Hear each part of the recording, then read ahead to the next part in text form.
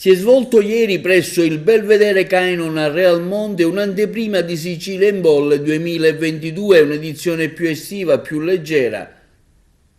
più spensierata. Un momento che ha visto anche l'esordio del neopresidente Francesco Baldacchino, eletto alla guida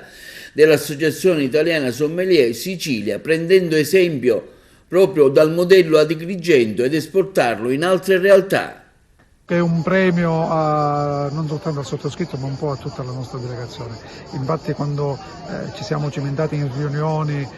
pre-elezioni per così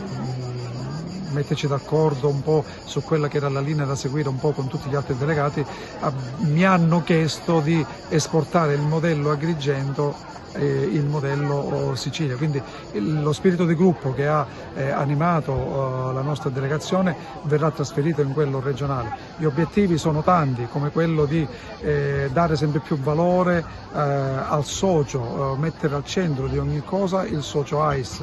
e poi riallacciare contatti con i maggiori consorzi, con le varie associazioni del comparto e dare più spazio alle aziende con manifestazioni come queste o come altre magari più tecniche e più diciamo da sommelier. Insomma, le cose da fare ce ne sono tante. Ci confronteremo con tutti gli altri colleghi e il gruppo sarà la nostra forza. È un evento nato così in maniera leggera, spensierata, più estiva. Ce lo chiedevano in tanti, visto che per 2 edizioni Sicilia in Bolle è stato spostato di pandemia ovvi a settembre-ottobre, quindi qualcuno ci chiedeva di riempire questo spazio in piena estate e abbiamo deciso di fare questa anteprima, questa preview così leggera, frizzante, fresca come è lo spirito di Sicilia in Bolle in un luogo bellissimo come questo e dando valore sempre a quello che è l'obiettivo di questa manifestazione, che sono le bollicine siciliane. Hanno partecipato anche lì,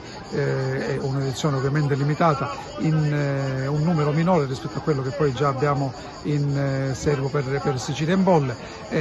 sono ben 18 le aziende e quindi diciamo tutto bene anche per questo preview.